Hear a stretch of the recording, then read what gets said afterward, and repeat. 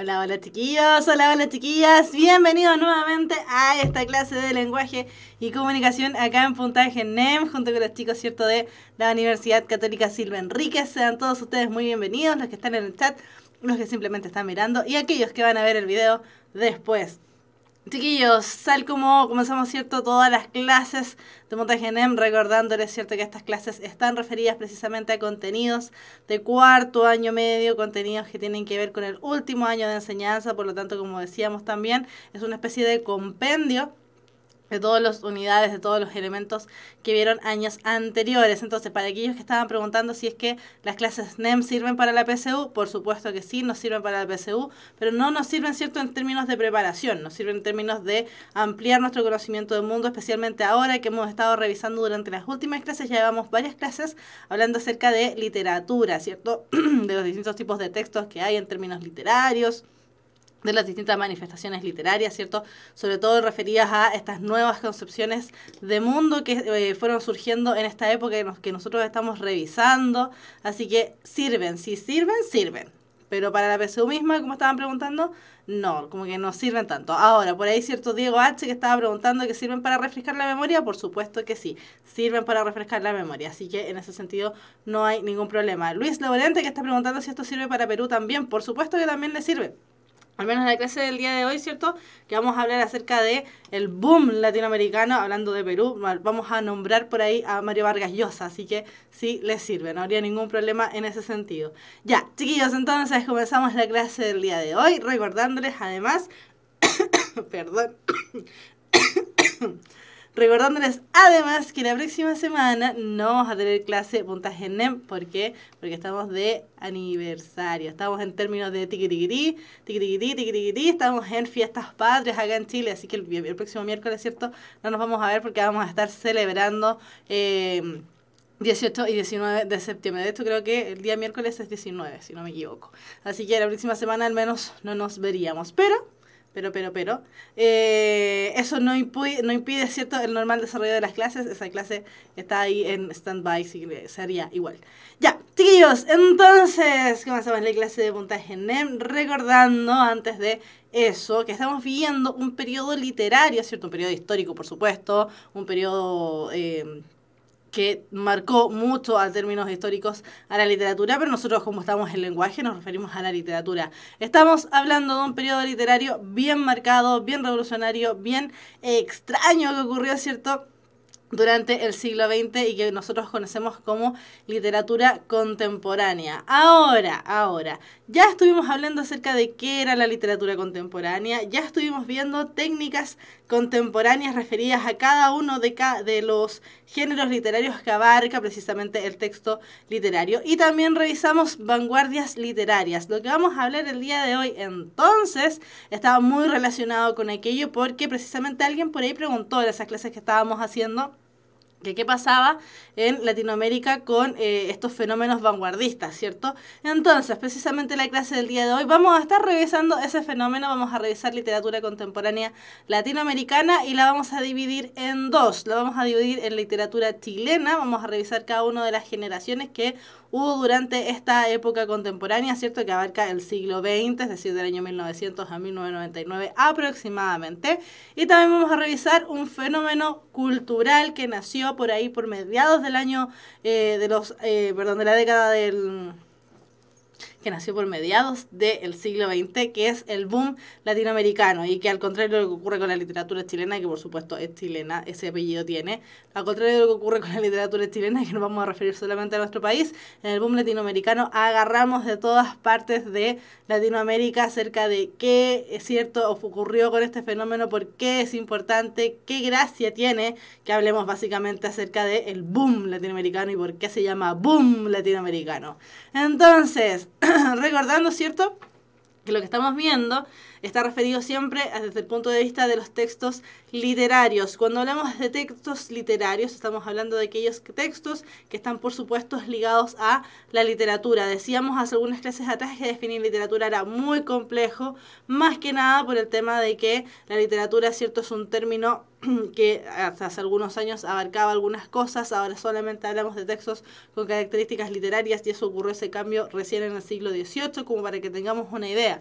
Entonces, cuando hablamos de literatura, cuando hablamos de textos literarios, es decir, hacia dónde nos enfocamos nosotros acá en lenguaje y comunicación, al menos en esta parte del lenguaje, ¿cierto? Estamos hablando de aquellos textos que presentan la imaginación del autor, es decir, son ficticios, que utilizan el lenguaje figurado, es decir, nos generan una sensación estética de querer seguir leyendo. Esa es la idea de la literatura, ¿cierto?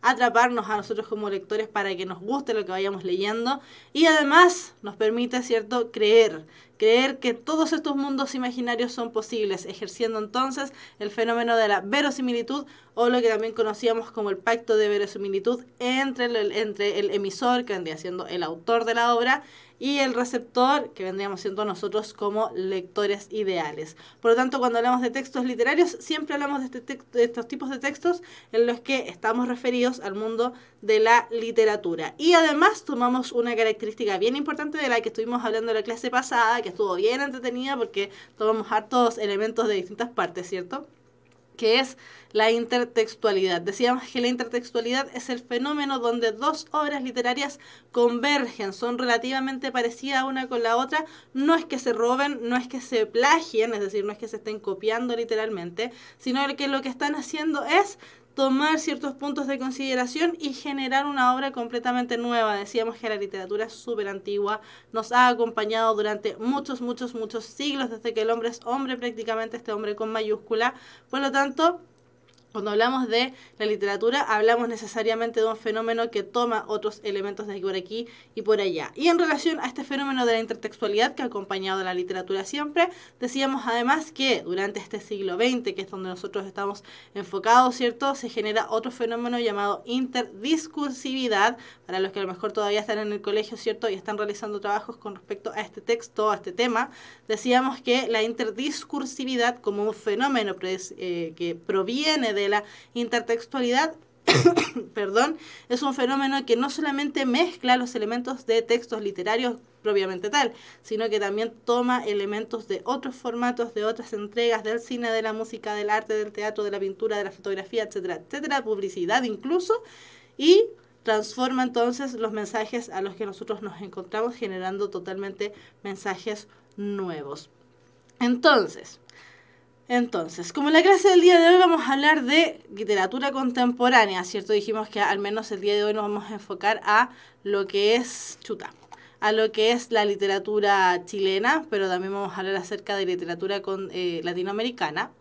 Es importante que comprendamos bien a qué nos referimos, ahí me achiqué para que se vea bien, a qué nos referimos cuando hablamos de Latinoamérica. El concepto de Latinoamérica también es un concepto un poquitito difícil, ¿cierto?, de asimilar, no porque sea difícil en sí mismo, sino porque nunca los autores, los estudiosos de estos temas, ¿cierto?, nunca se ponen de acuerdo acerca de bien cuáles vendrían siendo los conceptos adecuados o que enmarcan o engloban ciertos fenómenos.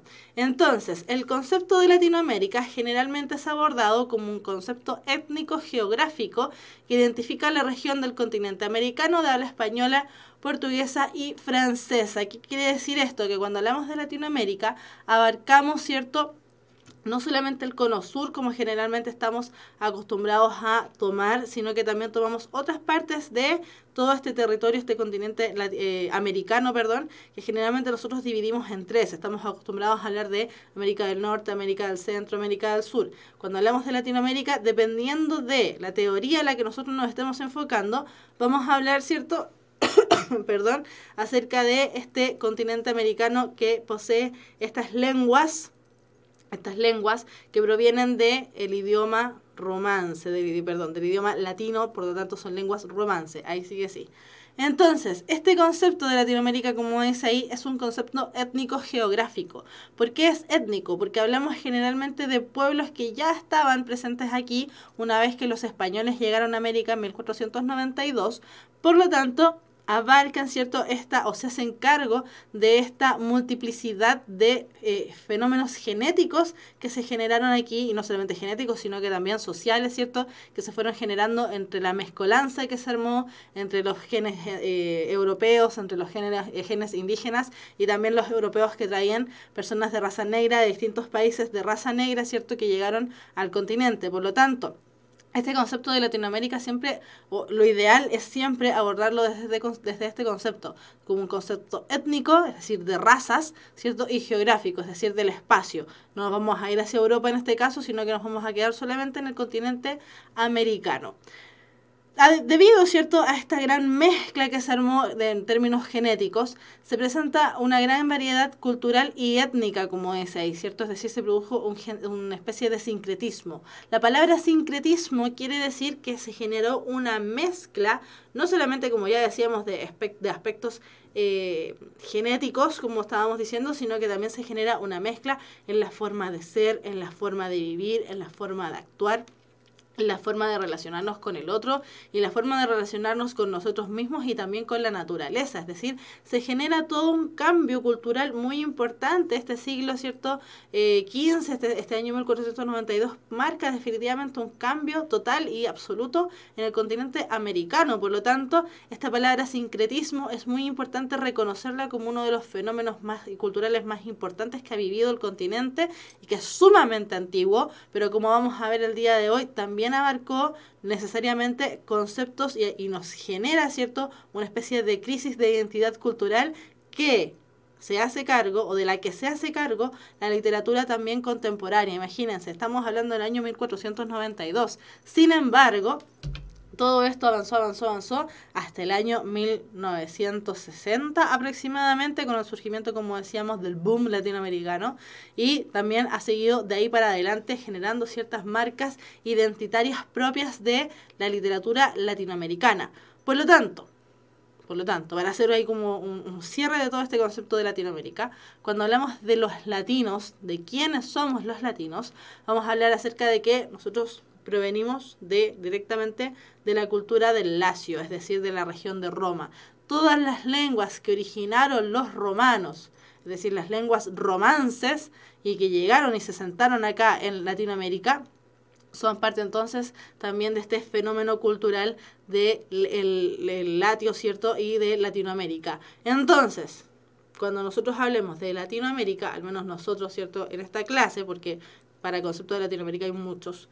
Nosotros en esta clase, al menos cuando hablemos de Latinoamérica, vamos a hablar de los países donde hablan francés, portugués y español, siempre, por supuesto, enmarcándolo dentro del aspecto del continente americano. Entonces, como decíamos, la llegada de los españoles en el año, mira, dice 1942. ¿Por qué? Fue 1492. Me adelanté muchos años. Ahí sí. Ya, la llegada, ¿cierto?, de los españoles al continente en el año 1492 generó una crisis de la que hasta el día de hoy no hemos podido salir, lamentablemente. ¿Por qué? Durante este año, durante la llegada de los españoles a este sector relativamente cercano a Cuba, o lo que al día de hoy es Cuba, ¿cierto?, provocó que la cultura indígena que ya había en el continente, las múltiples culturas indígenas que ya habían en el continente, fueran totalmente minimizadas y usurpadas por una completamente foránea y extraña a quienes se encontraban acá. Por eso, cuando hablamos acerca de la conquista o hablamos del descubrimiento de América, ¿cierto?, siempre tenemos que hacerlo con mucho cuidado, con mucha responsabilidad de aquellos conceptos, y para hacernos el trabajo más fácil muchas veces utilizamos las comillas. El descubrimiento de América, ya había gente acá, nadie la descubrió, había gente aquí, descubrimiento de América, o también hablamos de conquista de América. ¿Por qué? Porque sabemos que esa conquista fue hecha a punta de la usurpación de territorio, de la usurpación de bienes, de la usurpación de un montón de cosas que hasta el día de hoy no hay cómo tampoco reparar. Entonces, características del continente luego de la llegada de los españoles, tenemos este fenómeno, ¿cierto?, de que la cultura indígena fue absolutamente minimizada y usurpada, es decir, robada. ¿Qué consecuencias trajo esta llegada foránea, ¿cierto?, esta llegada europea al continente? Por supuesto, nos generó una lengua común, La mayoría del continente habla español, pero como decíamos también ya tenemos algunos elementos donde se habla francés y también portugués, ¿cierto? Pero tenemos una lengua relativamente en común. ¿Por qué? Porque todas, independiente de que sea francés, portugués o español, todas se originan desde el mismo punto que vendría siendo el latín. Por lo tanto, esta lengua común permitió no solamente la conquista de América, sino que también permitió un intercambio comercial y un intercambio más fluido entre aquellos que llegaron y aquellos que ya estaban acá. Se perdió la identidad. Nunca más hubo la identidad latinoamericana. O estamos tratando de rearmarla de alguna manera. ¿Por qué? Porque la identidad que tenía el latinoamericano es precisamente las raíces que tenemos acá. Sin embargo, como ya dijimos, los españoles cuando llegaron al continente usurparon muchas de las tradiciones y las eliminaron de raíz. ¿Por qué? Porque impusieron, ¿cierto?, como conquistadores, impusieron su propia cultura a los indígenas latinoamericanos. Por lo tanto, la identidad se fue perdiendo fuertemente. Al menos acá en Chile nosotros lo podemos ver, lo podemos apreciar. Sin embargo, tenemos la suerte, siempre esto todo entre comillas, tenemos la suerte, ¿cierto?, de que al menos en cierta parte de Chile esta cultura indígena no se perdió tanto como en otros sectores debido al fuerte paralé que le pusieron los mapuches, ¿cierto?, en el sector de Biobío, por ese sector, ¿cierto? Pero de todas maneras hay una pérdida de identidad bastante grande y que generó también que hasta el día de hoy muchas de las culturas indígenas no sean como podríamos decirles, no sean subidas al trono que merecen, sino que sean vilipendiadas o sean miradas en menos precisamente por considerarlo como un elemento extraño que no está sumado a la norma europeizante. ¿Qué otra qué otra consecuencia trajo esta llegada de los españoles a América? Precisamente también la figura de la aparición del mestizo. El mestizo como hijo de indígena, ¿cierto?, latinoamericano y de padre español, generalmente tuvo un conflicto identitario bastante grande y que hasta el día de hoy nos persigue. El mestizo es un niño al que nadie quería, básicamente. Y ese genera también una figura importante del guachaje, el guacho latinoamericano. La aparición del mestizo, entonces, como decíamos, ¿cierto?, fue la figura de un ser humano al que nadie quería. ¿Por qué? Porque no era ni español ni era indígena. Si no lo querían ni los españoles, ni lo querían los indígenas. Nadie quería al pobre mestizo, por lo tanto el mestizo se sentía totalmente solo en el mundo, abandonado y sin raíces, porque no era ni español ni era totalmente indígena. Por lo tanto tenía ahí este conflicto de identidad bastante grande. Entonces la aparición del mestizo, la aparición de la figura del mestizo, genera un conflicto sumamente grande del que, como siempre, se hace cargo, ¿cierto?, el arte, y a través de él nosotros vamos a ir conociendo varias figuras que generan este sentimiento de vacío y de soledad, al menos acá en Latinoamérica. Por ejemplo, tenemos acá la figura bastante importante, ¿cierto?, en términos de el mito de la Llorona. Perdón, la leyenda de la Llorona, que si bien es una leyenda que aparece en México, ¿cierto?, es una leyenda que atraviesa prácticamente toda Latinoamérica. En todos los colegios del mundo, todos los colegios de Latinoamérica, perdón, siempre está la historia de la Llorona, que por aquí en esta sala aparece la Llorona, que por aquí pasó no sé qué cosa, y que está la Llorona, y bla, bla, bla, bla, bla. En todos los colegios de Latinoamérica prácticamente existe esa figura. ¿Por qué? Precisamente porque es un elemento cultural que nos quedó muy grabado, ¿cierto?, muy marcado a partir de esta pérdida de identidad latinoamericana a la que nos hemos sumido. Entonces, finalmente, la identidad, este concepto de identidad del que se han hecho cargo los antropólogos, la sociología y un montón de otras ciencias, ¿cierto?, que dictamina que la identidad es lo que nos une y que a la vez nos separa del resto, se desvanece por completo. La literatura trata de hacerse cargo de este fenómeno. Vamos a ver inmediatamente, ¿cierto?, cómo la literatura chilena y la literatura latinoamericana, especialmente en el boom, se tratan de hacer cargo de esto, pero la verdad es que generar este sentimiento de que ya no estamos solos es un poco complejo. Imagínense, esto fue del año 1492. El boom latinoamericano nosotros lo centramos en los años 60 y así todo nosotros lo seguimos percibiendo, y lo seguimos sufriendo de alguna manera. Entonces, yo sabía que esta pregunta iba a salir. Para Rubén Gamboa, ¿qué pregunta? Yo sabía que esta pregunta iba a salir porque siempre sale. ¿Esto es lenguaje o es historia? Es lenguaje, pero nosotros en literatura estamos muy ligados fuertemente a la historia, así que Rubén, ¿cierto? Si usted tiene la duda, si estamos en lenguaje o estamos en historia, estamos en lenguaje, no se preocupe, no hemos salido de aquí, así ya vamos, no se preocupe. Necesitamos hacer el contexto. Ya, entonces, de aquí me va a desaparecer un momentito, ¿cierto? Para que se alcance a ver, aunque esto nosotros ya lo vimos, ya lo revisamos. Decíamos, ¿cierto?, que tenemos periodos literarios. Los periodos literarios son ciertos movimientos, ciertos literarios, que están ligados nuevamente, de todas maneras, están ligados igual a la historia, porque también se conocen como periodos históricos, donde cada periodo, histórico, literario, como ustedes lo quieran llamar, cada periodo, tiene sus propias características. Pero una de las características principales que engloban a cada uno de ellos es el movimiento pendular, que llamábamos de esta manera. ¿Por qué? Porque teníamos movimientos que iban desde lo racional a lo irracional, ¿cierto? La antigüedad clásica, el medioevo, el renacimiento, el barroco, el neoclásico, el romanticismo, el realismo, el naturalismo, el modernismo y la literatura contemporánea finalmente. Entonces, decíamos que si bien cada uno de estos elementos, cada uno de estos movimientos o periodos literarios tiene sus propias características, lo que lo engloba a cada uno de ellos es este movimiento pendular entre lo racional y lo irracional. Y a su vez, lo que además los engloban es que cada uno de ellos rechaza inmediatamente lo que se genera al interior de cada uno de ellos. Tenemos la antigüedad clásica, el medioevo rechaza la antigüedad clásica porque el medioevo se centra en la figura de Dios, mientras que la antigüedad clásica tenía muchos dioses.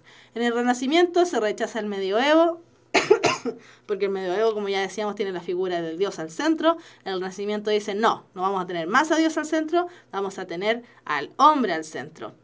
El barroco dice, ya, aburrámonos con el Renacimiento, somos del barroco, ¿cierto? Y como estamos en un periodo de opulencia, estamos en un periodo donde tenemos mucho dinero, hagamos lo que se nos ocurra, lo que no se nos plazca, y hagamos un desmadre básicamente con el dinero que nos estamos ganando gracias precisamente a Latinoamérica en muchos casos. Después el neoclásico, a su vez, ¿cierto?, rechaza el barroco y dice, ya, basta con la fiesta, tenemos que empezar a ser más educados, por lo tanto, adiós con el barroco, el neoclásico se va a hacer cargo de la educación del ser humano. Después el romanticismo en el siglo XIX dice que fome el neoclásico es súper fome, porque lo único que está tratando de hacer es enseñarnos y dejarnos encerrados en todos los márgenes para que todos seamos iguales, y el romanticismo dice ya, basta. Seamos libres, seamos felices, aunque suframos por amor, no importa, seamos libres y felices y recorramos el mundo, tenemos las posibilidades de hacerlo, por lo tanto, seamos libres. Eso es lo que nos plantea básicamente el romanticismo. Y el realismo dice no más romanticismo, el realismo y el naturalismo, a su vez, el realismo y el naturalismo, uno de los pocos que no se rechazan tan fuertemente, pero el realismo y el naturalismo dicen no. Acabemos con el romanticismo precisamente porque en el realismo y en el naturalismo dicen no podemos ser tan libres como nos plantean ahí. Tenemos que hacernos cargo un poco del desmadre que ha ido quedando para atrás, ¿cierto? Y decir, bueno, paremos la chacota o paremos la fiesta, ¿cierto? Y ¿qué es lo que vamos a hacer? Vamos a hacernos nuevamente cargo de este ser humano. Vamos a criticar todo lo que tengamos que criticar para poder cambiarlo, para hacernos cargo del naturalismo, de la vida del ser humano. Y el modernismo, a su vez, nuevamente rechaza el naturalismo y el realismo y dice, ya, no, qué fome, hacernos cargo del ser humano de nuevo, no. Entonces vamos a hablar de cosas más bonitas, hablemos de las cosas modernas, hablemos nuevamente de la naturaleza, tratemos de volver a ser románticos, ¿cierto? Acerquémonos al romanticismo, seamos hijos de la naturaleza. Y la literatura contemporánea, a su vez, que fue lo que empezamos a ver, ¿cierto? Hace varias clases atrás, dijo, ya, bastemos con la naturaleza. Se acabó la naturaleza para nosotros, personas de la época contemporánea, que tenemos armas, que tenemos tecnología, que tenemos de todo, y acabemos con la naturaleza. Y empezaron a aparecer cada una de las vanguardias, que también, cada una de las vanguardias, a su vez, también se rechazaba una con la otra. Por lo tanto, ¿cierto?, este fenómeno de movimiento pendular es una de las pocas cosas que unen cada uno de los periodos literarios. Pero ¿dónde estamos centrados nosotros? Básicamente nos vamos a ayudar con el puntero, ¿cierto? Para que se vea mejor. Donde estamos centrados nosotros básicamente es acá, en la literatura contemporánea. Y de este elemento es del que nosotros nos hemos estado haciendo cargo durante varias clases atrás. Luis Laurent te pregunta, ¿son periodos considerados mundialmente? Sí, son periodos considerados mundialmente.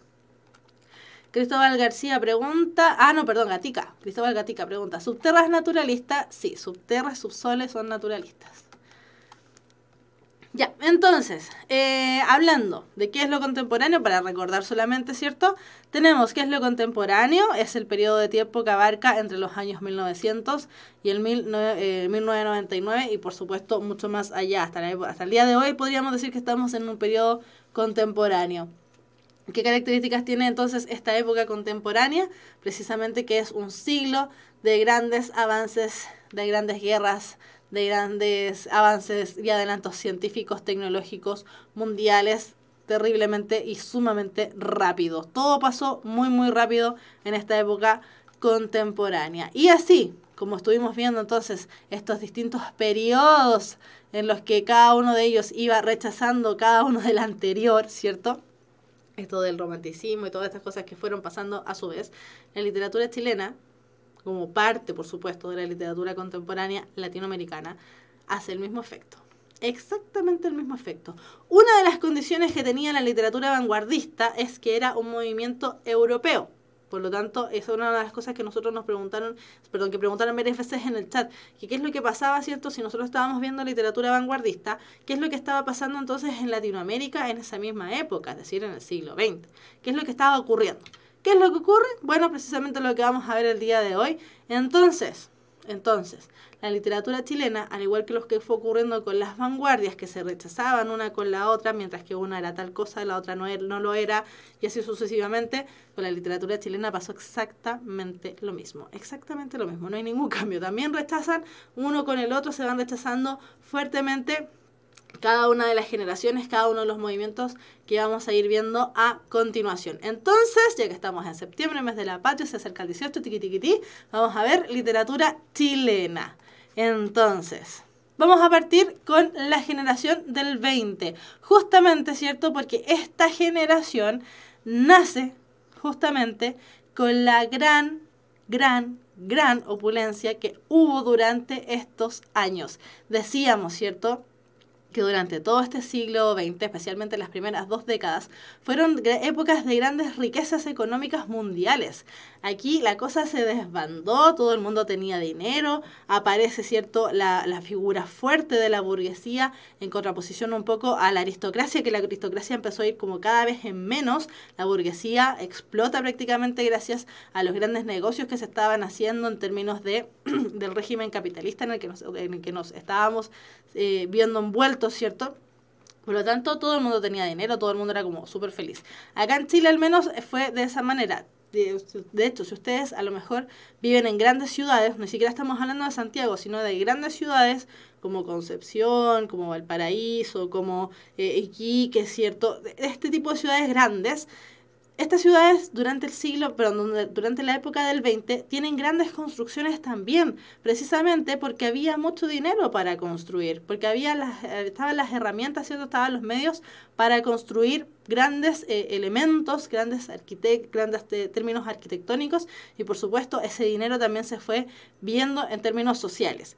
Lamentablemente, por supuesto, esto fue una burbuja y en algún momento explotó. La generación del 20 se vio afectada, por supuesto, por esta crisis que hubo en el año 29 con el Jueves Negro en Estados Unidos, la caída de las bolsas y todo lo que esto conllevó. Y además tenemos también el fenómeno de que como se notaba o se veía que había mucha riqueza en las ciudades, al menos acá en Chile y en gran parte de Latinoamérica también fue así. ¿Qué fue lo que ocurrió? Que empezó a generar una migración sumamente grande del campo a la ciudad o de la pampa a la ciudad, en el caso de las personas del norte, ¿cierto? Donde hubo grandes traslados humanos desde el campo o desde la pampa, ¿cierto?, a sectores de las ciudades y se empezaron a generar hacinamientos, agotamientos y un sinnúmero de fenómenos sociales de los que prácticamente era muy difícil escapar porque empezaron a generar, así como un momento hubo mucha riqueza, empezaron a generar fuertemente mucha pobreza también, muy rápidamente. Entonces, esta generación del año 20, o la generación de la década del 20, ¿cierto?, se inició en las fiestas de la primavera y al alero de la fecha. Las fiestas de la primavera eran fiestas precisamente que se hacían en esta época de primavera, ¿cierto?, que eran súper entretenidas, que eran unas fiestas organizadas por la Universidad de Chile, al menos acá en Santiago, y que toda la juventud que afortunadamente en esa época, por ejemplo, podía estudiar. Esta es una época precisamente donde la clase media comienza a surgir precisamente porque empieza a ir a la universidad. Se empiezan a encontrar todos estos grandes literatos perdón, en estas fiestas llamadas fiestas de la primavera.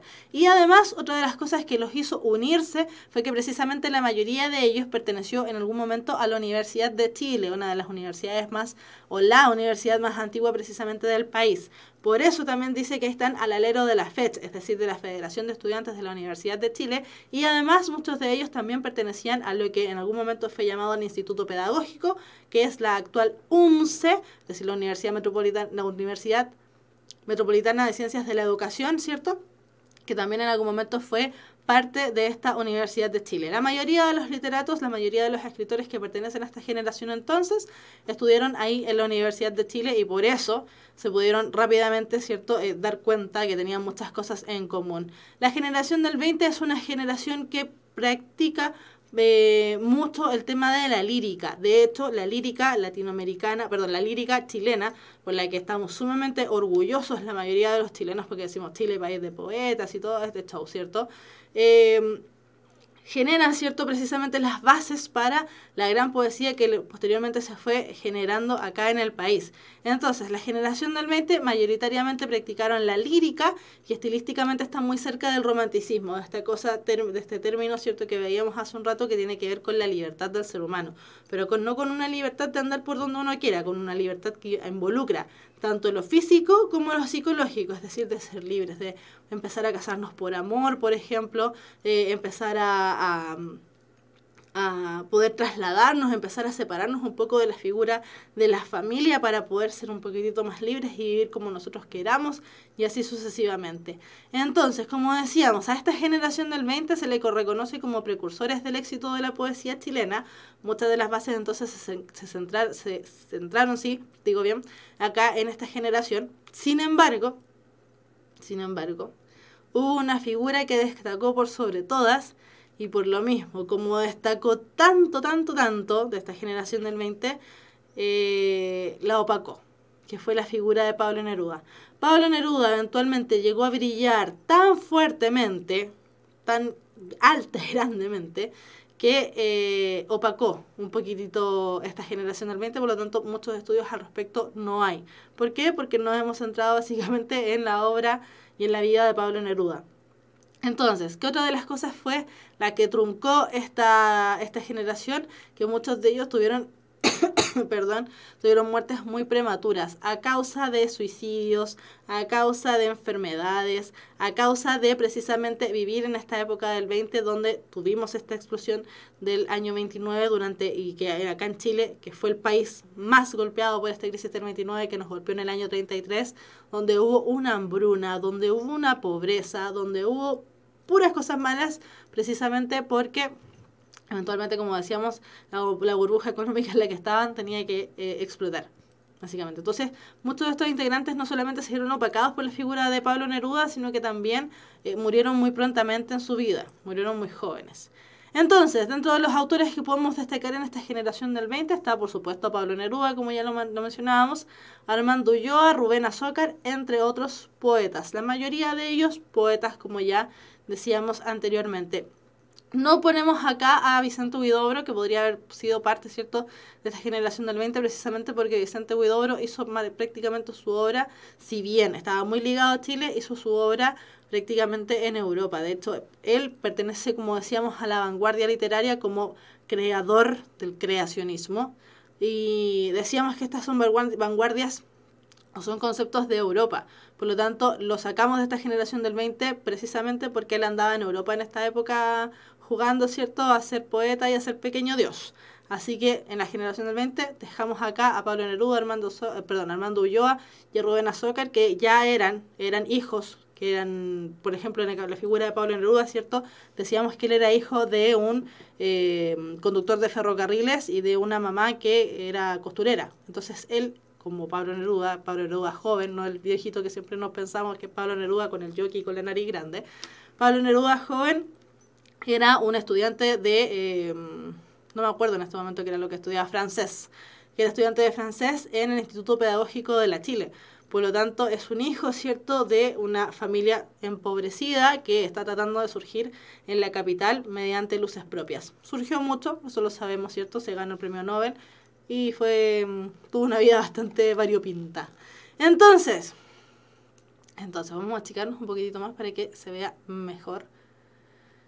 Entonces, con respecto a esta generación del 20, Jorge Tellier, que es un gran, ¿cierto?, analista de la literatura chilena, dijo que esta generación del 20, entre comillas, porque esto lo dijo él, fue un grupo de poetas que en su mayoría conservan un tono de exacerbado romanticismo, con una dicción elegíaca y melancólica, preocupados de cantar en forma directa y sentimental, poesía hecha de sentimientos, no de razonamientos, y en el cual el retorno a la provincia como ideal bucólico o a la infancia como temática no son para nada ajenos, y comparten espacio con la oda amante y una visión ciertamente melancólica, a ratos incluso angustiante, de la existencia que acompañó a estos poetas de manera constante. La bohemia, los excesos y una vida de desorden permanente llevaron a muchos de ellos a muertes tempranas, enfermedades crónicas como la tuberculosis y estadías en la cárcel. Todo muy de acuerdo a las vidas extremas de sus poetas de cabeceta, Baudelaire, Verlaine, Rimbaud. Entonces, ¿qué pasa aquí?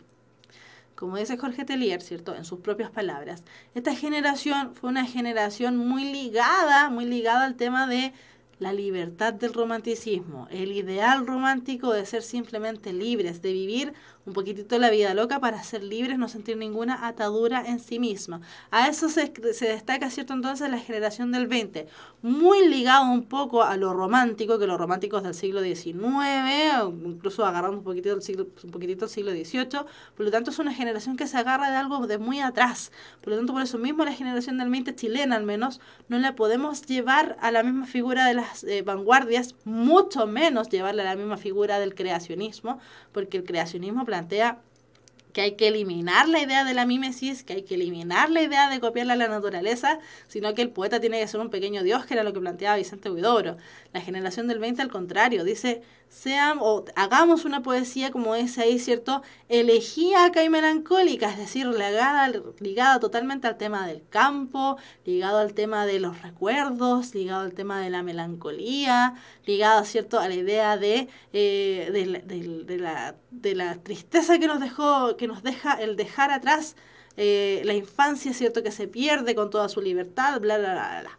Por lo tanto, la generación del 20 es muy distinta a lo que se estaba generando en esta época en Europa, como decíamos, ¿cierto?, donde estaban rechazando completamente la naturaleza. Acá la generación del 20 todavía estaba pegada un poco con esa idea. Después de la generación del 20, nos enmarcamos en la generación del año 38. La generación del año 38, la generación del 38, ¿cierto?, se enmarca dentro de un contexto bastante distinto a lo que ocurrió en el siglo anterior, ¿cierto? Teníamos esta generación del 20 que sufrió dos grandes golpes. El primer golpe maravilloso, que es el golpe de la burbuja económica, y el segundo golpe, que es el rompimiento de esta burbuja. La generación del 38 se engloba un poco más, ellos ya han pasado dos guerras mundiales. De hecho, nos encontramos precisamente en el periodo de la Segunda Guerra Mundial. Se está viviendo, además, la Guerra Civil Española en el año 1936 y, además, el advenimiento del Frente Popular acá en Chile. ¿Qué quiere decir esto?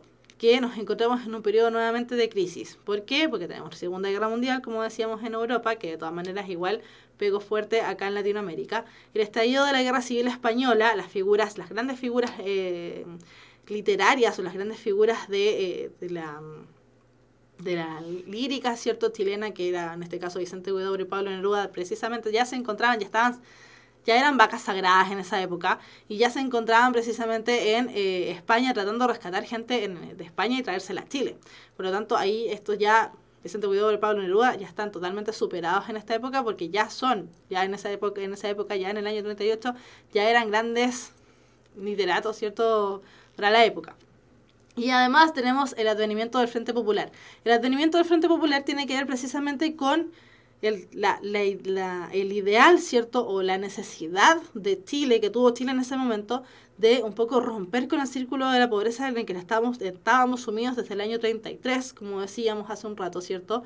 Y que tiene que ver precisamente con los gobiernos radicales, con el tema de gobernar es educar, con el tema de precisamente centrarnos un poco en cada uno de los pueblos, centrarnos un poco cada uno en la necesidad del ser humano por surgir nuevamente y dejar de lado los sufrimientos que acarrearon con ellos, por supuesto, la pobreza. Por lo tanto, cuando hablamos de la generación del 38, estamos hablando de una generación que habla y se hace cargo precisamente de temas sociales, históricos y políticos. Desde ese punto de vista, se conoce como una generación neocriolla. ¿Qué quiere decir esto? Nuevamente, así como por ejemplo la generación del 20 rescataba muchos elementos del romanticismo, esta generación del 38 rescata muchos elementos de, al contrario, el revés del romanticismo, rescata muchos elementos del realismo y del naturalismo. ¿Qué quiere decir esto? Que se presentan y se centran precisamente en la figura de Chile, hechos históricos, sociales y políticos, ¿cierto? Y se centran en el campo, igual de todas maneras, en el campo chileno, en cómo somos los chilenos y por eso son neocriollos. El criollismo tiene que ver con la figura precisamente de lo nacional, pero estos son neocriollos, es decir, ese tema ya se trabajó.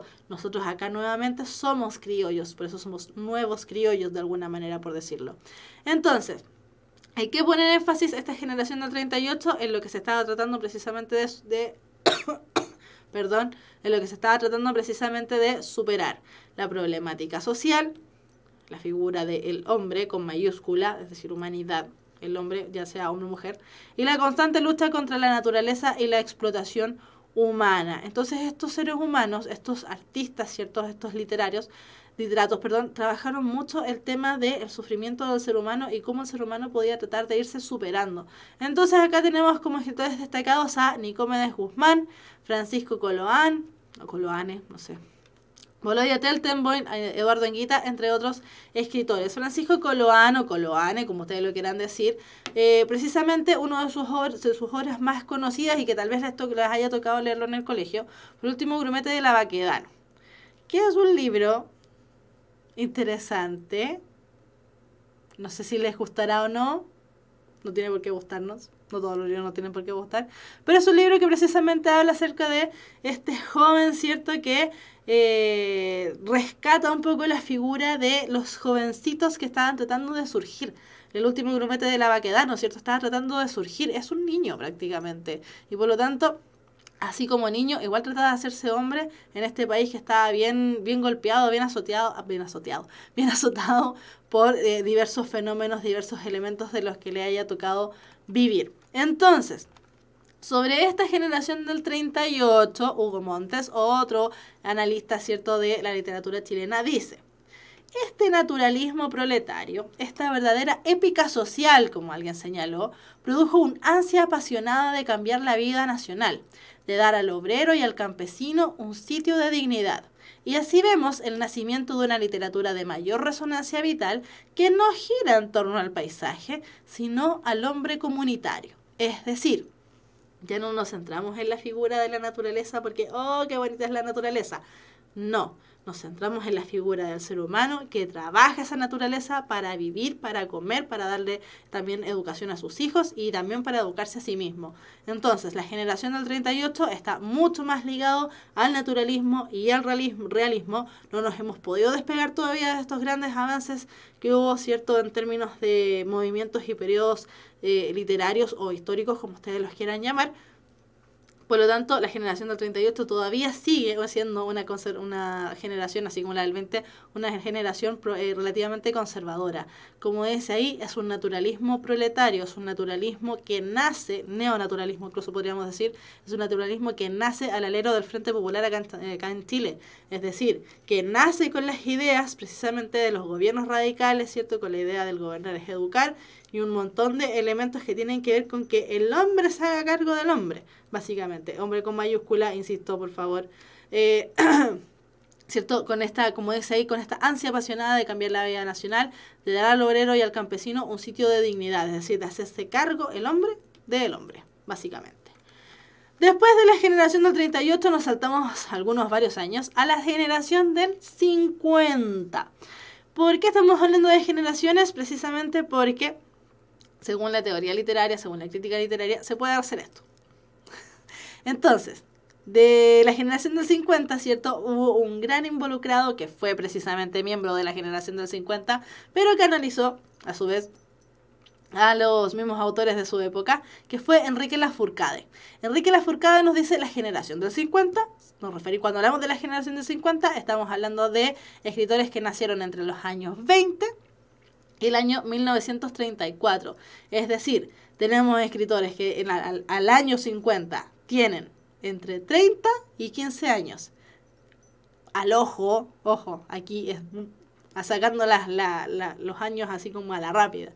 Entonces tenemos una generación como bien variada en términos de edad, ¿cierto? Entre un niño de 15 y una persona de 30, un adulto de 30 años, hay harta diferencia, no solamente de años, sino que también de manera de pensar. Entonces, esta generación del 50, a su vez, rechaza todo lo que nos proponía la generación del 38. ¿Qué quiere decir esto? La generación del 50, como dice ahí, presenta un escepticismo radical frente a la vida con una actitud despreocupada frente a los problemas sociales, lo que provocó que surgiera la idea de la realidad concebida como una máscara y que se subjetivizara la noción de conciencia humana. ¿Qué quiere decir esto? La generación del 50, recién acá en Chile, nos empezamos a enfrentar a la vida un poco como se enfrentaron los vanguardistas europeos en Europa, obviamente. Por lo tanto, recién estos movimientos que en Europa nacieron aproximadamente en el año 1907, recién vinieron a golpear en Chile en el año 50. Un montón de años atrás. Un montón de años después, ahí sí. Por lo tanto, la generación del 50, ¿cierto?, tiene esta misma actitud que tenían los vanguardistas de la época de la que estábamos hablando. No les interesa mucho nada, están sumamente despreocupados, se preocupan del arte por el arte, básicamente, ¿cierto? Utilizan mucho este tema de las máscaras, es decir, de enmascarar todo lo que no me gusta, mejor le pongo una máscara, le pongo un velo. Somos todos súper felices, no estamos ni ahí, entre comillas, ¿cierto?, con lo que ocurra con la sociedad. Entonces, dentro de esta generación del 50 hubo grandes influencias, fíjense ahí, de la literatura norteamericana, por ejemplo con Ernest Hemingway, por poner un caso, de la literatura rusa, con Dostoyevsky, y con el psicoanálisis de Sigmund Freud. El psicoanálisis que dijimos que había aparecido como en los años 20 o 30, recién está pegando en términos literarios en la generación del 50 acá en Chile, nuevamente un montón de años después. Por lo tanto, si lo analizamos desde ese punto de vista, la literatura chilena es bastante conservadora, o fue bastante conservadora, al menos durante este siglo XX. ¿A quienes destacamos aquí? En la generación del 50, aquí a lo mejor ya les empiezan a sonar un poco más los nombres: a Enrique Lafourcade, Jorge Edwards, Isidora Aguirre, José Donoso, que José Donoso igual pega después fuerte en el tema del boom latinoamericano, la Mercedes Valdivieso, una grande, y Fernando de Besa. Enrique Lafourcade, Palomita Blanca; Jorge Edwards, El Roto; Isidora Aguirre, La Carmela, vienes a la ciudad. Isidora Aguirre terminó odiando a la Carmela, pobre Isidora Aguirre. José Donoso, el escritor de Coloración, que como decíamos igual, si bien pertenece al menos acá en Chile a la generación del 50, posteriormente pega fuerte con el tema del boom latinoamericano. Mercedes Valdivieso, como decíamos, una grande, Mercedes Valdivieso, que rescató la figura de la Quintana en el año 91, una historia maravillosa. Y Fernando de Besa, desde el mundo dramático, con historias, ¿cierto?, que tienen que ver con las familias chilenas, con cómo somos los chilenos en términos familiares. Entonces, la generación del 50, como decíamos, rechaza. La generación del 50 podríamos decir que es la más ligada a las vanguardias europeas, ¿cierto?, y rechaza todo lo que también había estado ocurriendo hacia atrás, ¿cierto?, que lo que había estado ocurriendo con las figuras de la naturaleza, qué bonita es la naturaleza de la generación del 20, que rechaza también la ocupación del hombre por el hombre del año 38, ¿cierto?, porque los vuelven a encontrar un poco criollistas, y la generación del 50 dice, ya basta con todo esto, aburrámonos de la naturaleza, aburrámonos del hombre, estamos aburridos, seamos súper juveniles, hagamos cosas nuevas. Y por eso aparece ahí el tema de tomar mucho molde de la literatura norteamericana, de la literatura rusa y además del psicoanálisis freudiano fuertemente, muy fuertemente. Y eso se ve fuerte, como decíamos, en la literatura de la Mercedes Valdivieso, si es que ustedes la quieren buscar. Aquí nosotros vamos dando datos, ¿cierto? Sobre todo a los que les gusta la literatura. Ya, y de la generación del 50 nos saltamos a la generación del 60. Aquí ya nos demoramos solamente 10 añitos. La generación del 60 es una generación que está constituida en su mayoría por escritores que tuvieron accesos a estudios universitarios. Al contrario de lo que ocurría, por ejemplo, con la generación del 20, donde venían de familias más bien pobres, ¿cierto? Estaban recién surgiendo en términos económicos. La generación del 60 ya es una generación que tiene estudios universitarios y viene de familias mucho más acomodadas. Eso no quiere decir que son todos iguales, no, pero ya tienen elementos más acomodados. La generación de 60 tiene a su haber, ¿cierto?, en términos históricos, los elementos de la Revolución Cubana, la Revolución de las Flores con los hippies, ¿cierto? Y el mayo del 68 en París, revoluciones bastante importantes en términos sociales porque marcaron un antes y un después en términos de cómo vemos la sociedad y cómo vemos la vida, básicamente, ¿cierto? Entonces, con esta revolución cubana, la revolución de los hippies, la revolución de mayo del 68 en París, tenemos ahí un cambio fuerte en la mentalidad del ser humano, donde se empezaron a generar fuertes disputas, además, ¿cierto? Porque los cambios fueron demasiado radicales. Entonces, tenemos a unos que pensaban como los hippies y tenemos a los otros que tenían un pensamiento mucho más conservador. Entonces ahí se empezaron a generar grandes batallas. Sin embargo, ¿cierto? La generación del 60 ligaba mucho más en términos al ámbito más educativo, ¿cierto? De hacernos cargo nuevamente de la educación de los pobres, de los más desposeídos. Tuvieron un fenómeno bastante interesante que de todas maneras también se ve en el boom latinoamericano, que tiene que ver precisamente con esta creación de identidad mediante la creación de en una industria editorial que hasta el momento, o al menos en ese momento, no se había visto acá en Chile. Aparecieron 3 grandes editoriales, que fue la editorial universitaria, la editorial Quimantú y la editorial Nacimiento, en esta época en Chile, que propiciaron la entrega, ¿cierto?, de conocimiento, de educación a las clases más desposeídas, a los proletarios, a los campesinos y a todo un mundo, ¿cierto?, que le costaba bastante más el tema de la educación. Ahora, esta generación del 60 lamentablemente se vio truncada, sobre todo en términos de cómo ellos manifestaban la cultura, ¿cierto? Cómo entregaban la cultura al más desposeído, se vio truncada fuertemente y hasta ahí llegó. De hecho, ese es el antes y el después de la generación del 60, con el golpe militar del año 1973, porque hasta ese día, ¿cierto? Llegaron precisamente, por lo menos, ¿cierto? La editorial Quimantú y la Nacimiento, aproximadamente en esa época se murieron. Hasta ahí llegó la editorial Quimantú, hasta ahí llegó la Nacimiento. O sea, han habido intentos por rescatarlas, pero ninguno tanto como lo que hubo en esa época. ¿A quiénes destacamos en esta época? En la generación del 60. Perdón. A Poli Delano, Nicanor Parra, Oscar Hahn, Carlos Droguet y a José Donoso. Nuevamente aparece la figura de Donoso en esta época. ¿Por qué? Porque Donoso fue bastante interesante, fue bastante ecléctico, apareció en varias cosas, en varios elementos y en varias generaciones. Pero la generación de 60, como decíamos, nacieron con este ideal, ¿cierto? Este ideal hippie, con este ideal revolucionario, muy ligado también a la política del mundo de la izquierda, y se vio truncada, como decíamos, en este golpe militar del año 1973. Entonces, con relación a la generación del 60, Jaime Quesada, en el libro Poesía Joven de Chile, también un estudioso de la literatura chilena, menciona o dice, ¿cierto? Singulariza a la poesía chilena nueva el girar alrededor de grupos esencialmente a niveles universitarios. Esto no quiere decir que se trata de una poesía universitaria, más bien ha sido la universidad chilena la que la estimula y ofrece posibilidades de difusión y labor creadora. Como ya decíamos, esta generación, la mayoría de las generaciones han nacido al alero, ¿cierto?, de la universidad, principalmente la Universidad de Chile, como una de las universidades más grandes, ¿cierto?, y más antigua que hay acá en Chile. Sin embargo, esta generación del 60 ya tiene una tradición donde era bastante más asequible el tema de entrar a la universidad. Muchos de ellos ya vienen, no son la primera persona universitaria de su familia, sino que ya vienen de una familia con tradición de estudios, por lo tanto no son tan desposeídos culturalmente como lo que ocurre con la generación del 60, sino que son más bien más avanzados, y por eso también ellos pudieron estar metidos en todo este tema de educar educar a masas a través de la creación de estas editoriales, como mencionábamos, la universitaria, que hasta el día de hoy existe, la Universidad Kimantú y la editorial universitaria, la editorial Kimantú y la editorial Nacimiento. Si ustedes hacen el tema de rescate, por ejemplo, si van a una universidad, también a una universidad, o van a alguna biblioteca, todavía pues, se pueden encontrar algunos libros de la editorial Kimantú, de la editorial Nacimiento, en muchas casas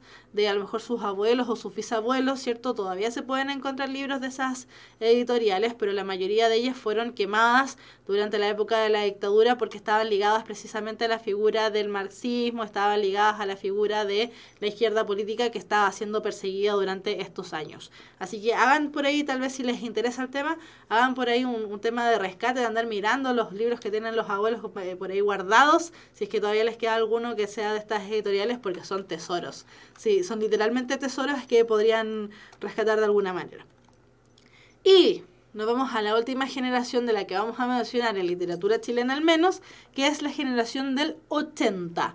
La generación del 80 es una generación bien rara, en términos alrededor de lo que había pasado antes, ¿cierto? Es una generación que está marcada por una gran diversidad temática, no tienen un tema como en particular, y además tiene una variedad sumamente estilística, bien extraña. ¿Por qué se presenta esto? No solamente por las distintas edades que tenían las personas de esta generación, que si bien en la generación anterior habían un rango etario bastante grande, durante la generación del 80 ocurre exactamente lo mismo. Y no solamente ocurre eso, por eso decimos que la generación del 80 es como bien ecléctica y bien variopinta. La generación del 80 presenta no solamente esta diferencia etaria bien grande, sino que presenta una literatura que se generó acá dentro, de acá de Chile, ¿cierto? Una literatura que estaba siendo perseguida, porque la mayoría de los creadores estaban ligados al ámbito del arte y por ende estaban ligados muchos a términos de la izquierda chilena, ¿cierto? Por lo tanto, es una literatura que se originó acá en Chile, pero una literatura más bien escondida y una literatura que se generó dentro del exilio, es decir, de gente que, muchos de estos jóvenes, ¿cierto?, que nacieron ya fuera de Chile, pero que tenían sus raíces y tenían a toda su familia acá. Y también la diferencia está, ¿cierto?, en escritores que tuvieron un gran logro durante esta época del 80, mientras que otros lo lograron ya casi llegando a los 90 con la vuelta, ¿cierto?, a la democracia acá en Chile. Por lo tanto, tenemos ahí un tema con la generación del 80 que es bien extensa y es bien variopinta. No podemos destacarlos de alguna manera como con algo en particular porque son muy variados. Lo que sí lograron generar esta generación del 80 es una renovación en términos de la narrativa. ¿Por qué?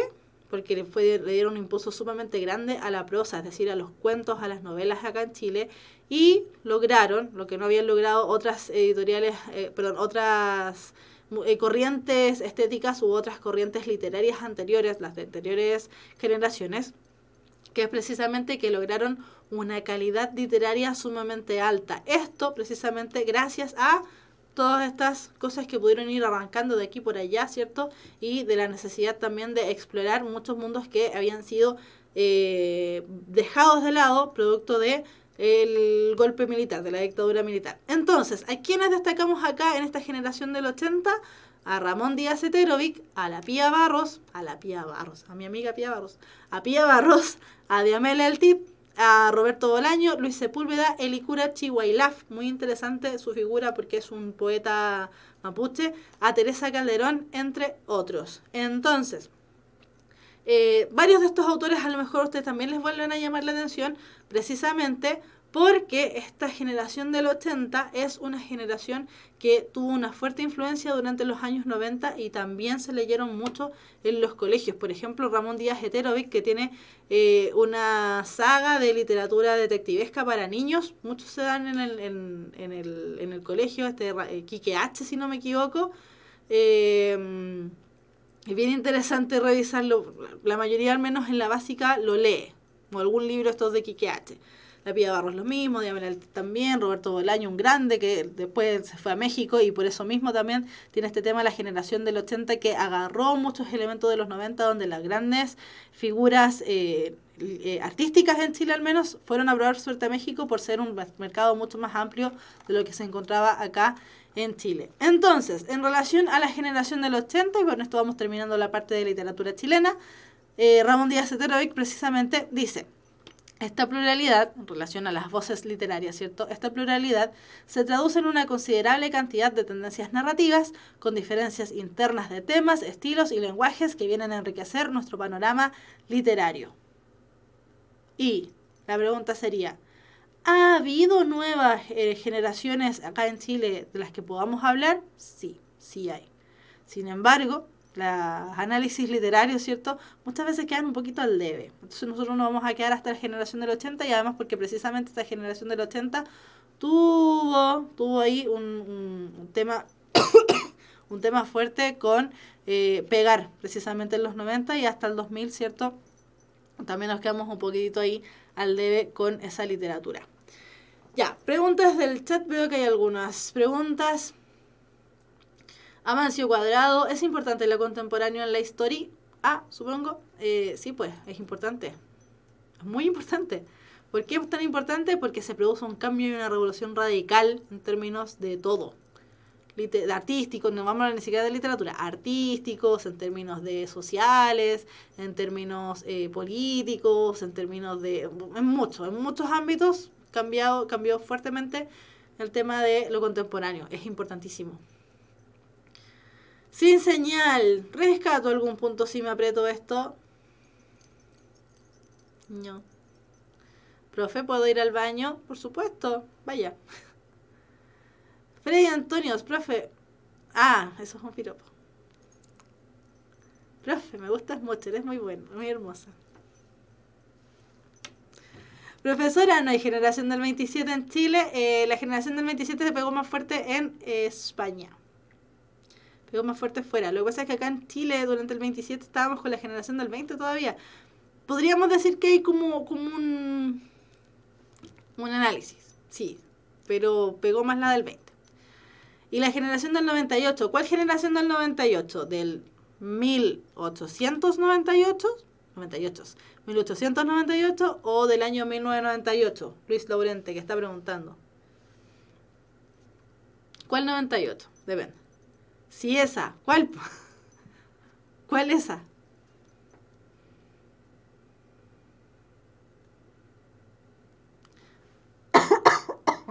Perdón, chiquillo, estoy resfriada. Freddy Antonio está haciendo preguntas que no voy a contestar.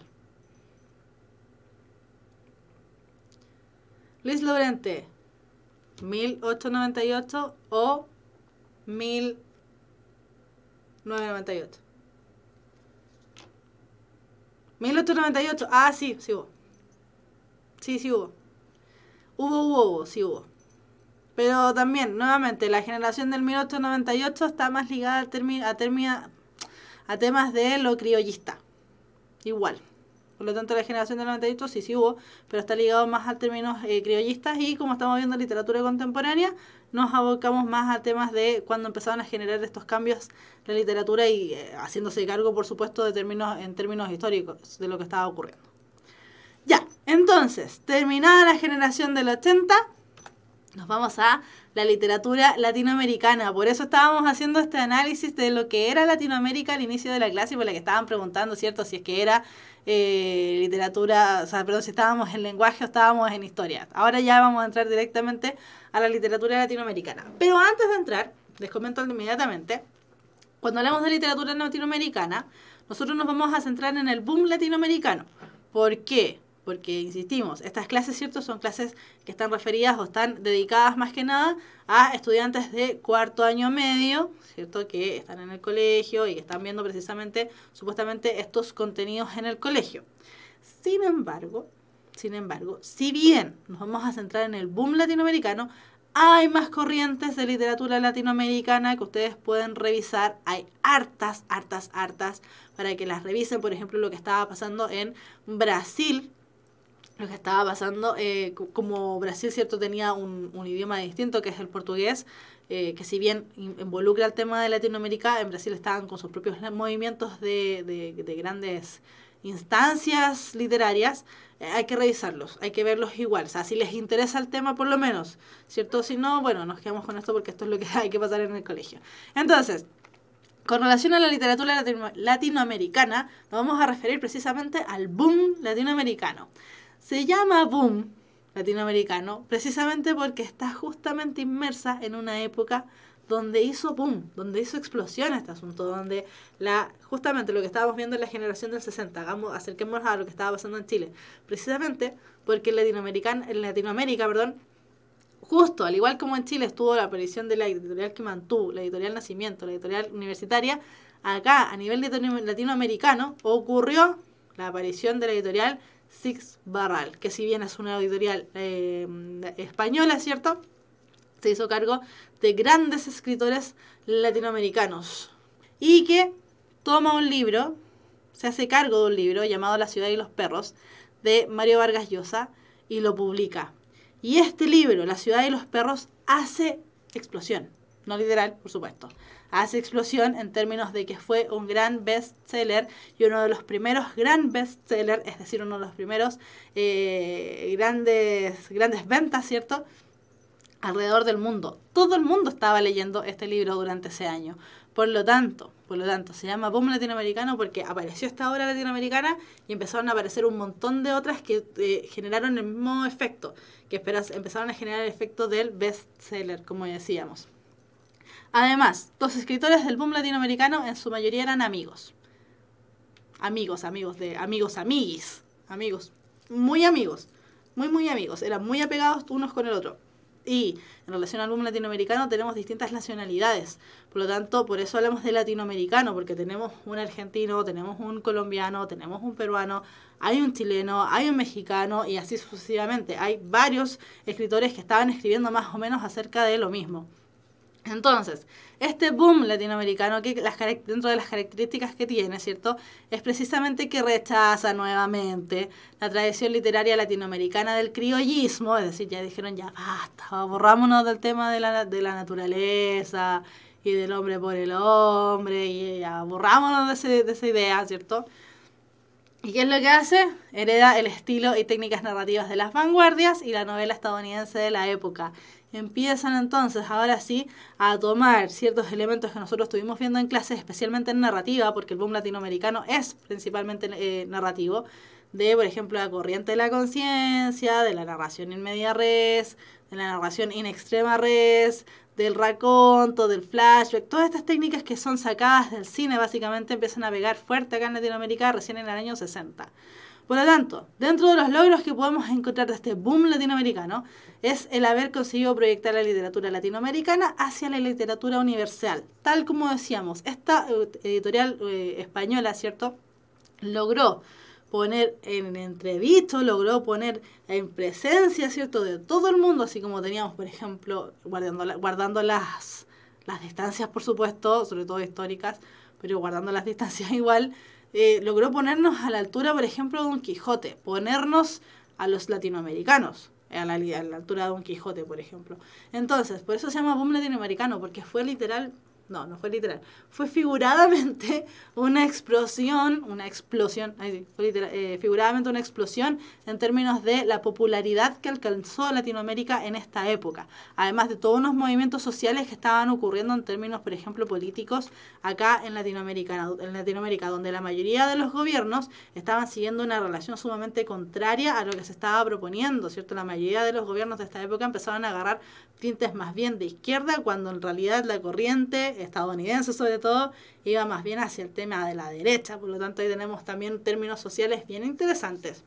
Ahora, como decíamos, José Donoso, chileno, hace un libro autobiográfico que, perdón, al que llamó Historia Personal del Boom, donde lo que él hace, perdón, donde lo que él hace es contarnos cómo él vivenció esta época del boom latinoamericano.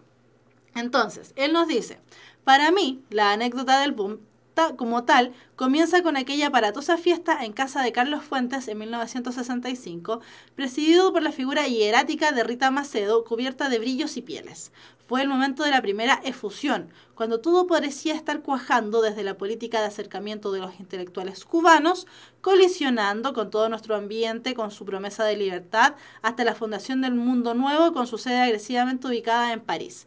Entonces, ¿en qué nos encontramos aquí? ¿Cierto? Lo que nos dice José Donoso básicamente en esta introducción a la historia personal del boom, precisamente que ellos encontraron un alero, una especie de guarida, ¿cierto? En este mundo que en esta época estaba totalmente polarizado entre las dos grandes potencias, que era por un lado Estados Unidos y por otro lado teníamos ahí el tema con... se me fue la idea. Con el tema de los que estaban con la guerra de los misiles en Cuba. Se me olvidó en este momento, no me puedo acordar cómo se llama la otra potencia.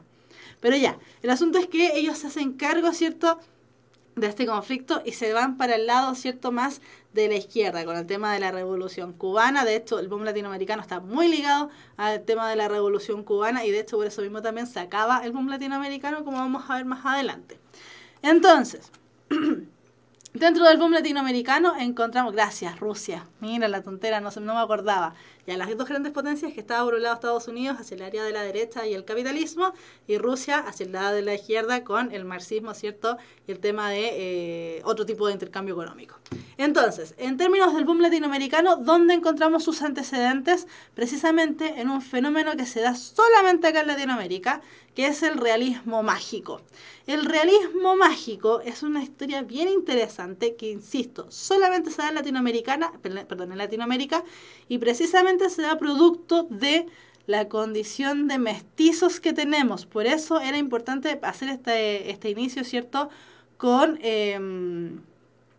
temas de lo que decíamos de Latinoamérica, qué es lo latinoamericano, qué influencia tuvo el hecho de que llegaran los españoles a América, etcétera, etcétera. Por lo tanto, el realismo mágico se basa en la eliminación de las fronteras entre lo real y lo irreal, teniendo como resultado una narración aparentemente real, llevada de la mano de la exageración más irreal. Mucho real y real. ¿Qué es lo que hace entonces este realismo mágico? Fíjense también cómo está construido el nombre del movimiento o del fenómeno, ¿cierto? Realismo mágico es algo que es real, pero es mágico a la vez. Cuando los españoles llegaron a América se encontraron precisamente con eso, con elementos que jamás en su vida habían visto, que lo encontraron totalmente irreal, pero se dieron cuenta que era real, que estaba acá. Por eso tenemos, por ejemplo, historias, ¿cierto?, y leyendas, como por ejemplo la ciudad del Dorado, donde todo era genial, perfecto, maravilloso, o el mito de la leyenda de la Fuente de la Juventud, donde supuestamente acá en América Latina se encontraba este lugar, ¿cierto?, donde uno al bañarse salía para siempre rejuvenecido y maravilloso y estupendo porque era la Fuente de la Juventud. Entonces, este boom latinoamericano se hace cargo precisamente de estos elementos que se dan acá en América nomás, que son precisamente esta cosa de lo maravilloso, de las historias, de las leyendas, de los mitos, de todas las cosas que nos contaron un poco nuestros abuelos, ¿cierto?, en términos de lo más cercano a la indígena y lo más cercano también a lo europeo, donde los dos elementos se mezclan y se potencian fuertemente para llevar a cabo y para darnos a conocer elementos que en el fondo no siquiera podríamos imaginarnos. Literalmente el realismo mágico es eso, realismo mágico, la realidad mezclada con la magia, la realidad mezclada con lo irreal. Entonces, encontramos ciertos elementos anteriores al boom latinoamericano y lo encontramos precisamente en la figura de Alejo Carpentier, de Jorge Luis Borges y de Juan Rulfo, para generar finalmente la literatura de los grandes figuras que podemos encontrar en esta época, que es Gabriel García Márquez, que se ganó un Nobel, Julio Cortázar, Carlos Fuentes y Mario Vargas Llosa, que también se ganó un Nobel. Por lo tanto, en esta época del boom latinoamericano encontramos a los grandes, precisamente, narradores latinoamericanos. Encontramos a los grandes de los grandes de los grandes. Entonces, ¿qué características podemos encontrar del boom latinoamericano? Primero, como ya decíamos, ¿cierto?, hubo una primacía de la novela. Prácticamente lo que más hubo en esta época, al menos en esta corriente del boom latinoamericano, es novela, es narrativa. Las grandes novelas del siglo XX se escribían en este periodo. Por ejemplo, El 100 años de soledad, y bueno, todos los de Gabriel García Márquez, ¿cierto? La ciudad de los perros, como decíamos, Coronación, en el caso de acá de Chile, y una serie de textos que son grandes entre los grandes. El realismo mágico, como ya decíamos, ¿cierto? Que es una nueva forma de mirar la realidad latinoamericana y plasmarla en la narrativa del boom. Este término de lo real maravilloso, del realismo mágico, proviene de Alejo Carpentier, pero es difundido fuertemente por perdón, Gabriel García Márquez. Y finalmente, y lo que mencionábamos al inicio, dentro de la característica principal y de la que se trata de hacer cargo finalmente el boom latinoamericano, es esta búsqueda de la identidad latinoamericana. La identidad latinoamericana se perdió, no existe. El año 1492 llegaron los españoles y hasta ahí llegó la identidad latinoamericana. No existe, no tenemos identidad. La sufrimos, la sentimos como una crisis y la tratamos de estar buscando siempre. ¿Por qué? Porque no sabemos bien de dónde somos. Somos un continente entero de gente que no sabe de dónde es, donde existe fuertemente la figura del mestizo, que es de aquí, que es de allá, pero al final no termina siendo de ninguna parte, y la figura del guacho, que no tiene papá, que no tiene mamá, que está solo. Tiene mamá, tiene papá, pero el papá lo rechaza y la mamá lo rechaza. ¿Por qué lo rechaza el papá? Porque no es español. ¿Por qué lo rechaza la mamá? Porque no es indígena. Y así, a su vez, ¿cierto? Tenemos este sufrimiento, de, en el fondo, de no tener un asidero real. Y por eso mismo, y si ustedes lo analizan desde ese punto de vista, por eso mismo la generación católica pegó tan fuerte, la religión católica pegó tan fuertemente acá en el continente, y por eso mismo cada país del continente del continente americano, cada país latinoamericano tiene la figura de una madre, que es la figura de una virgen. Cada país tiene una virgen. En el caso de Chile tenemos la Virgen de el Carmen, en el caso de México tienen a la Virgen de Guadalupe, y se hacen procesiones y la gente las demanda y quiere mucho a sus vírgenes, porque son la figura materna que en el fondo el país o la región, ¿cierto?, latinoamericana perdió. Por eso es tan importante y por eso partimos la clase con el análisis, ¿cierto?, de qué es lo que pasó con Latinoamérica una vez que llegaron los españoles. Precisamente porque el boom latinoamericano, que es hacia donde estábamos llegando, hacen esta búsqueda de la identidad latinoamericana. ¿Qué es lo que pasa entonces? El boom, como dice ahí, acentúa la preocupación por la identidad, mostrando personajes generalmente escindidos entre dos tradiciones. Personajes que están entre lo que es europeo y personajes que están entre lo que es latinoamericano. Por eso están escindidos. No saben bien de dónde son. Están partidos a la mitad entre lo que es europeo y entre lo que es indígena. ¿Cómo se parten entonces? Precisamente a través de lo real maravilloso, que es del realismo mágico, que, como ya decíamos, son palabras que se oponen completamente, pero que el boom logra reunir a través de sus creaciones. Ya, ¿cómo se acabó el boom? Por una pelea. El boom se terminó precisamente, el boom se originó, como decíamos, precisamente con un acercamiento hacia la Revolución Cubana, que estaban, ¿cierto?, de la mano de Rusia. Ahora, en el año 1971, así, casi a 10 años del boom, ocurrió un hecho en Cuba que fue el caso de Heberto Padilla. Heberto Padilla fue un literato cubano que, si bien originalmente estuvo a favor de la Revolución Cubana, posteriormente se enojó y dijo: no, la Revolución Cubana no debe ser así como está siendo. Y empezó a criticar al gobierno cubano, ¿cierto?, a la dictadura cubana. ¿Y qué es lo que dijeron? No, vamos a cancelar. Y lo trataron mal, lo encarcelaron a él, a la esposa, a todo el mundo. ¿Qué es lo que pasó? Como el boom estaba haciendo causa con la Revolución Cubana, dijeron: no, pues están tratando mal a Heberto Padilla. Y algunos se fueron con la idea de Heberto Padilla, ¿cierto?, de cuidar a Heberto Padilla porque estaban con él. Pero otros dijeron: no estamos de acuerdo, porque aquí nosotros estamos de acuerdo con la Revolución Cubana. Por lo tanto, se pelearon y se separaron. Hasta ahí llegó el boom latinoamericano. Ahora, eso sí, ¿qué consecuencias tuvo el boom latinoamericano? Tuvo varias. De hecho, Latinoamérica sigue siendo conocida como el país de lo real maravilloso. El continente de lo real maravilloso. Como dice ahí, los integrantes de esta generación obtuvieron el reconocimiento internacional gracias a que salieron de su aislamiento provincial, salieron cada uno de sus países para recorrer el mundo y viajaron intercambiando sus obras, opiniones y difundiendo su literatura. Por eso mismo también eran tan amigos, porque se visitaban constantemente. Ellos originaron un fenómeno editorial sin precedentes, pues antes el mercado literario estaba limitado solamente a lo local. Empezaron ahí, ¿cierto?, recorriendo el mundo, y como decíamos al inicio, este boom latinoamericano fueron los primeros que lograron tener bestseller que solamente hablan de Latinoamérica y este término de lo real maravilloso. Entonces, vamos a terminar con una pequeña actividad, ¿cierto? Donde aquí vamos a pedir la ayuda de ustedes en el chat. Entonces, contesta las preguntas formuladas.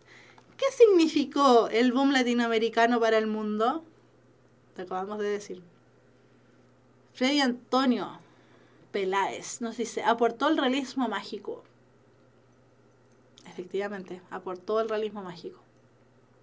Amancio Cuadrado dice, mágico. ¿Qué significó el boom latinoamericano para el mundo? Mágico, me imagino que magia. Vamos a ver, ¿cierto? Ya. ¿Qué significó el boom latinoamericano para el mundo? Conocer las vivencias y experiencias de un territorio relativamente desconocido. Para el mundo, Latinoamérica era totalmente desconocida. Era un lugar, ¿cierto?, donde estaban ocurriendo ciertas cosas, pero no se sabía bien qué, y mucho menos porque nos encontrábamos ante esta Guerra Fría, ¿cierto?, donde teníamos dos grandes potencias que estaban dejándola grande. Teníamos potencias que estaban tratando de llegar a la Luna, de llegar al espacio, y de hacer un montón de cosas, ¿cierto? Pero Latinoamérica no sonaba por ninguna parte. Aquí nos acordamos un poco de la canción de los prisioneros, ¿cierto? Latinoamérica es un pueblo al sur de Estados Unidos. Entonces, el boom latinoamericano nos puso en la palestra, a todo el continente latinoamericano, ¿cierto? Nos puso en la palestra a través de lo real maravilloso, como decía, ¿cierto? Y el realismo mágico. ¿Y qué fue lo que ocurrió? Se conocieron las vivencias y las experiencias de un territorio relativamente desconocido. ¿Qué implica el realismo mágico? La palabra que estaban ustedes ahí utilizando. Aportó también la piratería de los libros originales. La gracia del mestizo latinoamericano que tenía que ganarse la plata como fuese. Y las películas de narcos. Bueno, sí, también. Pero eso, por ejemplo, los latinoamericanos compartimos muchas cosas. De hecho, Octavio Paz, en uno de sus tantos ensayos, postula que los chilenos y los mexicanos somos súper parecidos, y si lo analizamos en un nivel sumamente profundo, la verdad es que sí somos bien parecidos, y por eso el Chavo del Ocho pegó tan fuertemente acá en Chile. Tan fuertemente, hasta el día de hoy siguen dando el Chavo del Ocho, siendo que terminó hace muchísimos años y que lo veían probablemente sus abuelos y mis padres. Muchos años. Javier dice, me equivoqué, maestra, recién, no importa. Estamos aquí para equivocarnos, no se preocupe. Freddy Antonio Peláez dice, vivir realidades como si fueran irreales. Vamos a ver qué implica entonces el realismo mágico, para ir apoyándonos en la hora. ¿Qué implica el realismo mágico entonces? Es una mezcla entre la realidad y la magia latinoamericana. Es en el fondo la figura del mestizaje. Nuevamente aparece la figura del mestizo que fue creada en el año 1492 y que apareció de la nada y causó tal impacto, que estamos hablando de un movimiento que se llamaba Boom Latinoamericano. Causó tal impacto, ¿cierto?, que volvió. No volvió en forma de fichas, volvió en forma de magia. Volvió en forma de magia. Entonces, ¿qué implica el realismo mágico? Es una mezcla entre la realidad y la magia latinoamericana, es decir, el mestizaje entre realismo y la realidad, perdón, entre el realismo y la realidad, entre la realidad y la magia. Y finalmente, un redespertar de Latinoamérica. Qué buena definición, Sachenka Granchester, muy bueno. Un redespertar en Latinoamérica, buenísimo. Buenísima definición. ¿Qué traspiés sufre la generación del 20 en Chile? Amancio Cuadrado, en relación a la pregunta anterior, dice, implicó un gran movimiento literario. Sí, efectivamente, fue un gran movimiento literario. Ya, y ahora en Chile, en términos chilenos, ¿qué traspiés sufre la generación del 20 en Chile? Sufrió dos. Dos grandes traspiés sufrió en realidad la generación del 20. La muerte de sus escritores, Luis Laurente, efectivamente. uno de los grandes traspiés que sufrió la generación del 20 fue una muerte muy temprana, ¿cierto? El tema de la muerte temprana a través de los excesos de la droga, del alcohol y de las enfermedades variadas que había en la época, siguiendo un poco la línea de los poetas malditos en Europa. Sebas Overzeta, Pablo Neruda, efectivamente, Pablo Neruda. Se ve enfocada por la figura de Pablo Neruda, tal como dice Sebas Over, y además también, como dice Luis Laurente, la muerte de sus escritores, efectivamente también. Esos dos fueron los grandes traspiés que sufrió, la generación del 20 en Chile. Ya, nos vamos a la última parte de la clase, preguntas de la clase. Habían algunas. De Freddy Antonio Peláez. Profe, ¿por qué Latinoamericana... Perdón, me da por decir Latinoamericana, perdón. ¿Por qué Latinoamérica académicamente es más atrasada que Europa? Porque la cuna... Pensemos que la cuna de nuestro saber estaba en Grecia y estaba en Roma. Es decir, estaba cercano al europeo. Y se demoraba en llegar acá, pues pensemos en los tiempos de traslado, ¿cierto? En esa época eran sumamente lentos, eran muy, muy lentos. Ahora son rápidos porque tenemos internet y tenemos la inmediatez y el tema de los medios de comunicación masiva, bla, bla, bla, bla. De hecho, los movimientos, por ejemplo, los movimientos de... Un caso muy, muy fácil de ver actualmente, los movimientos de los youtubers, ¿cierto? Y de los influencers, está pegando muy fuerte en Europa y también está pegando muy fuerte acá en Latinoamérica. No hay mucho tiempo de desfase entre uno y otro. Por eso podríamos decir que es académicamente es más atrasador que Europa. Pero en esa época, actualmente, la verdad es que está bastante más evolucionado o más cercano, evolucionado entre comillas, más cercano a la figura europea. ¿Y Estados Unidos por qué es potencia? No entiendo. Si es un país que tiene también estadísticas de homicidio y pobreza, sin duda las tiene muy fuertes. Pero también tiene el tema de la economía. Es una economía bastante estable. Por eso es una potencia. Sebas Overs. Dice, entonces el boom latinoamericano es que surgieron nuevos escritores. Siempre surgen nuevos escritores, Sebas Overs. No se preocupe que llego tarde, tranquilo. No, la gracia del boom latinoamericano tiene que ver con poner en la palestra literaria a Latinoamérica. No es que hayan surgido nuevos escritores. Siempre surgen nuevos escritores. Tiene que ver precisamente con cómo estos escritores lograron rescatar, ¿cierto?, la figura de lo real maravilloso, lograron rescatar la figura del mestizaje en Latinoamérica y la pusieron en términos literarios y pudieron ser grandes bestsellers conocidos a nivel mundial. Frida Antonio, esa es una apreciación, y es una apreciación en todo caso que comparto en cierto sentido. La literatura latinoamericana es muy descriptiva y aburre en ciertos casos. Sí, la verdad es que hay algunos que tienen un tema ahí con la descripción, sobre todo la literatura latinoamericana realista. Subterra, Subsole. Sí, son muy descriptivas y aburren. En algunos casos, y todo depende también de los gustos personales. Hay gente que odia el boom latinoamericano, lo odian lo real maravilloso, y a mí por lo menos me encanta, lo encuentro maravilloso. ¿Algún libro del boom latinoamericano que recomiende? Mi favorito personal, top 3 de libros favoritos, 100 años de soledad. Por lejos 100 años de soledad. Y también favorito personal, es que a mí me encanta Gabriel García Márquez. Y también favorito personal, y que es mucho más corto y más sencillo de leer que 100 años de soledad, es Del amor y otros demonios, que es un libro maravillosamente precioso. También de Gabriel García Márquez, y bastante más corto. Y para los que estaban viendo tal vez esta teleserie del cura que se enamoraba de la chiquilla, la perdona nuestros pecados, es bastante similar. ¿Cómo saco puntaje nacional? Viendo las clases de puntaje nacional. Puntajenacional.cl. Las clases de matemáticas, de lenguaje, me han dicho que la profesora de lenguaje de puntaje nacional es maravillosa. Y estudiando y aplicando estrategias. Y Rayuela. Tengo un problema con Rayuela. Y me carga decirlo porque aquí los profes de lenguaje me odian. Pero a mí no me gustó Rayuela. Intenté leerlo y lo dejé de lado. No me gustó Rayuela. Creo que tengo que darle una segunda y tal vez tercera oportunidad, pero a mí Rayuela no me gustó. A mí. Ya, vamos terminando entonces. Chiquillos, chiquillas, queridos, queridas. Terminamos la clase del día de hoy. Como les dije, el próximo miércoles evidentemente no hay clases porque estamos de fiestas patrias. Vamos a estar descansando ustedes, nosotros acá, todo el mundo va a estar descansando, comiendo rico probablemente y estando en familia. Chiquillos, chiquillas, queridas, queridos, como les decía, tengan unas muy lindas y hermosas fiestas patrias. Descansen, coman, beban con moderación. Todo con moderación, si son menores de edad no beban. Pórtense bien, los queremos aquí hasta fin de año, ¿cierto? Con nosotros juntos en clases. Así que pórtense bien, no se excedan. Pásenlo bien, si esa es la idea, ¿cierto? Pero siempre con moderación y con cuidado. Anda mucho loco suelto, así que cuídense harto.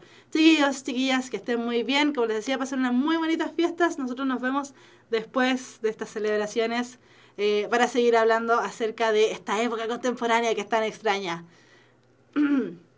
Ya, dice, hola profe, ¿qué clase hay hoy? Esta. Ya estamos terminando. Ya, nos vemos, chiquillos, chiquillas, que estén bien. Un abrazo grande y apretado. Nos vemos a la vuelta de las fiestas patrias. Chao, chao.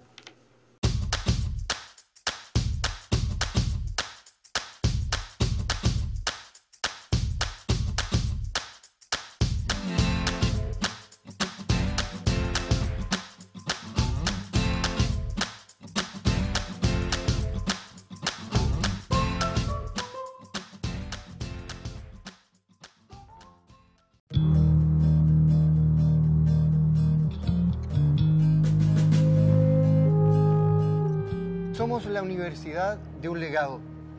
El cardenal Silva Enríquez nos desafía permanentemente a cada uno de nosotros a trabajar por las necesidades concretas de nuestra sociedad. En esta universidad el modelo de formación tiene un sello distintivo. Nosotros queremos formar buenos profesionales, pero también ciudadanos responsables y comprometidos con la sociedad. Nuestra universidad, a lo largo de su historia, ha mantenido un permanente compromiso con la calidad. Somos una institución privada, sin fines de lucro, heredera de un legado valórico que nos obliga a estar atentos a los desafíos de las personas y la sociedad. Nuestra universidad, desde su origen, está vinculada a temas públicos. Ganan los estudiantes y sus familias porque concretan sus proyectos de vida. Gana la universidad porque acoge a buenos alumnos y gana el país porque recibirá mejores profesionales. Ven a vivir la experiencia de un proyecto educativo comprometido con la sociedad. Por eso te invito a conocernos y a formar parte de nuestra comunidad universitaria. Un proyecto solidario e inclusivo. Con el legado del cardenal Silva Enríquez y su sueño de Chile. ¡Ven a la Católica Silva Enríquez!